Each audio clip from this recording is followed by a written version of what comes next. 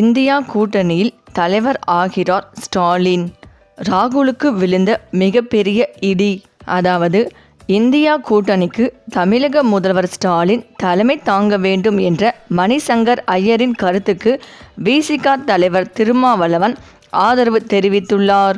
பாஜக தலைமையிலான என்டிஏவை வீழ்த்துவதற்கு எதிர்க்கட்சிகள் ஒன்றிணைந்து இந்தியா கூட்டணியை அமைத்தன. இந்த கூட்டணியின் தலைவராக காங்கிரஸ் தலைவர் மல்லிகார்ஜுனே கார்கே உள்ளார். இந்த நிலையில் காங்கிரஸ் கட்சியின் மூத்த தலைவர்களின் ஒருவரான மணிசங்கர் ஐயர் ஏஎன்ஐ ஊடகத்தின் கூறுகையில், இந்தியா கூட்டணியை வலுப்படுத்தவும் ஒருங்கிணைக்கவும் மிக சரியான நபர் மு.க. ஸ்டாலின்.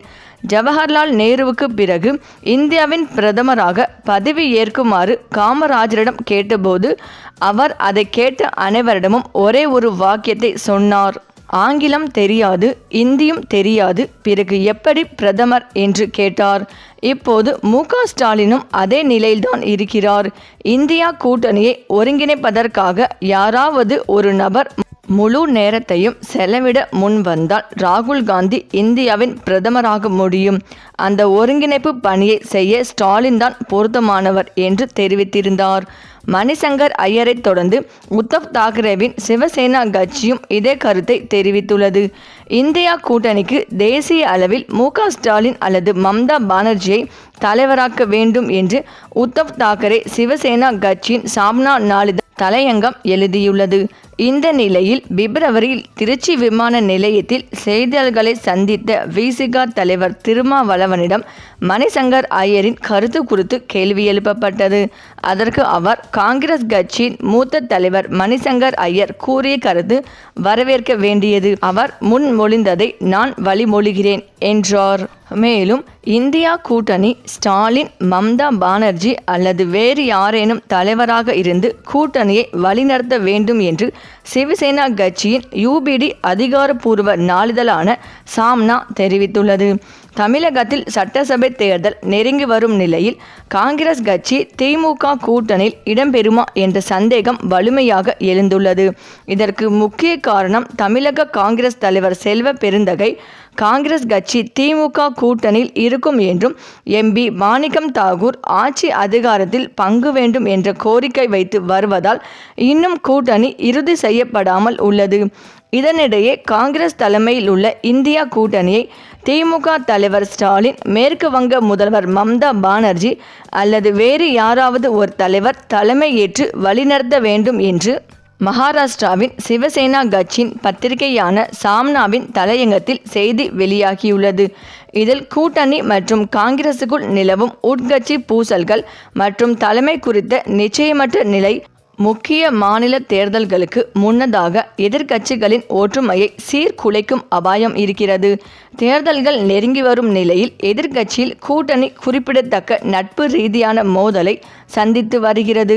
மேற்கு வங்கத்தில் திரிணாமுல் காங்கிரஸை எதிர்க்கும் கேரளாவின் இடதுசாரிகள் தொடர்ந்து போட்டியாளர்களாக இருப்பார்கள். மகாராஷ்டிராவில் வரலாற்று ரீதியான உள்ளூர் பிளவுகள் பாஜகவிற்கு சாதகமாக அமைந்துள்ளன. எதிர்க்கட்சிகள் சர்வாதிகாரம் என்று வர்ணிப்பதற்கு எதிராக ராகுல் காந்தி போராட்ட குணத்தை வெளிப்படுத்தினாலும் நீண்ட காலம் ஆட்சியில் இல்லாதது அடிமட்ட தொண்டர்களுக்கிடையே அந்த தீவிரத்தை குறைத்துள்ளதாக தெரிகிறது. தற்போதைய மோடி தலைமையிலான அரசாங்கம் முழு பெரும்பான்மையை பெறாமல் கூட்டணிகளை சார்ந்திருந்தாலும் அதன் வெளிப்படையான வலிமை தொடர்ந்து எதிர்க்கட்சிகளுக்கு தடையாகி இருக்கிறது. இறுதியில் தேசிய நெருக்கடியை எதிர்கொள்ள ஒருங்கிணைந்த திசை மற்றும் மம்தா, ஸ்டாலின் அல்லது மற்றொரு நபர் என்ற ஒரு தலைவர் குறித்து இந்தியா கூட்டணி ஒருமித்த கருத்தை எட்ட வேண்டும்.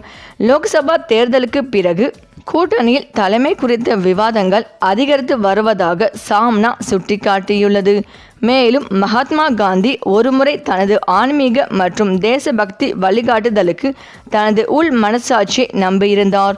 ஆனால் சமகால காங்கிரஸ் வேறு வகையான உள் முரண்பாடுகளை அனுபவித்து வருகிறது. கேரளா, அசாம், மேற்கு வங்கம், தமிழ்நாடு மற்றும் புதுச்சேரியில் நடைபெறவுள்ள தேர்தல்களுக்கு ஒற்றுமை அவசியமான நேரத்தில் மூத்த தலைவர்களும் ஆலோசகர்களும் மாறுபட்ட கருத்துக்களை தெரிவிக்கின்றன.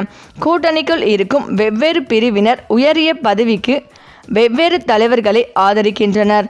தேர்தல்கள் முறையாக அறிவிக்கப்பட்ட பிறகு எதிர்க்கட்சிகள் பெரும்பாலும் ஒன்றிணைந்தாலும் உண்மையான உத்திசார் தெளிவு பெற தலைமை குறித்த முடிவுகளை முன்கூட்டியே எடுக்க வேண்டும் என்று சிவசேனா வலியுறுத்தியுள்ளது.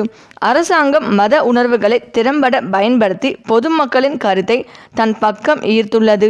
இதனால் மக்களின் சில பிரிவினர் அதிபர் டிரம்ப் போன்றவர்களின் சர்வதேச அளவில் அடிபணிந்திருப்பதை தெய்வீக ஆசீர்வாதமாக கருதுகின்றனர். இந்த சூழலில் எதிர்க்கட்சிகள் ஒரு அழுத்தமான இக்கட்டான நிலையை எதிர்கொள்கின்றனர். இந்த பிம்பத்தை முறியடிக்கும் முயற்சிக்கு யார் தலைமை தாங்குவார்கள் என்று அது கேள்வி எழுப்பியுள்ளது. நாடாளுமன்ற இடையூறுகள் என்பது பொதுமக்களின் பரந்த உணர்வுகளில் இருந்து வேறுபட்டவை. மக்களின் உள் மனசாட்சி விழித்தெழுகிறது. இந்த யதார்த்தத்தையும் புறக்கணிக்க முடியாது. ஒரு தீர்வு அவசியம். மம்தா, ஸ்டாலின் அல்லது வேறு யாராவது என்று அந்த தலையங்கம் நிறைவு பெற்றுள்ளது. மேலும் லோக்சபா தேர்தல் தேதி அறிவிக்கப்பட்ட பிறகு ஒற்றுமை உருவானாலும் கூட அது பாஜகவுக்கு சாதகமாக போய்விடுவதாகவும் இதனால் தெளிவான ஒரு பார்வை அவசியம் என்றும் தாக்கரே சிவசேனா வலியுறுத்தியது. கேரளா, அசாம், மேற்கு வங்கம், தமிழ்நாடு மற்றும் புதுச்சேரி தேர்தல்களில் ஒற்றுமை அவசியமாக இருக்கும் சூழலில் காங்கிரஸ் தலைவர்களே மாறுபட்ட கருத்துக்களை கொண்டிருப்பது எந்த விதத்தில் சரி என சாம்னா கேள்வி எழுப்பியுள்ளது. அதாவது இந்தியா கூட்டணி என்பது லோக்சபா தேர்தலின் போது மட்டும் இயங்காமல் நிரந்தரமாக இருக்க வேண்டும் என்றும் அப்போதுதான் பாஜக அரசுக்கு எதிராக திறம்பட செயல்பட முடியும் என்றும் கூறியுள்ளது. இந்த நிலையில் திமுக மற்றும் காங்கிரஸ் இடையே சற்று மோதல் போக்கு இருந்து வருவதாக பரபரப்பான முறையில் பேசப்பட்டு வருகின்றது. நடைபெறவிருக்கும் சட்டமன்ற தேர்தலில் திமுகவுடன் காங்கிரஸ் கூட்டணி வைப்பார்களா என்ற கேள்வி மிகப்பெரிய அளவில் எழுந்துள்ளது. நேற்று மதுரையில் மாணிக்கம் தாகூர் பேசிய விஷயங்கள் பரபரப்பை ஏற்படுத்தியது. திமுக மாவட்ட செயலாளர் காங்கிரஸ் கட்சி குறித்து பேசியதற்கு கண்டனம் தெரிவித்தார் மாணிக்கம் தாகூர். அவர் பேசியதற்கு நடவடிக்கை எடுக்க வேண்டும் என சொல்லியும் இன்னும் எந்தவித நடவடிக்கையும் எடுத்ததாக தெரியவில்லை. தளபதி பேசியதற்கு திமுக இன்னும் நடவடிக்கை எடுக்காதது வருத்தத்தை ஏற்படுத்தி இருப்பதாக மாணிக்கம் தாகூர் பேசினார். மேலும் திமுகவையும் அவர் விமர்சித்தார். இது மிகப்பெரிய சலசலப்பை ஏற்படுத்தியது.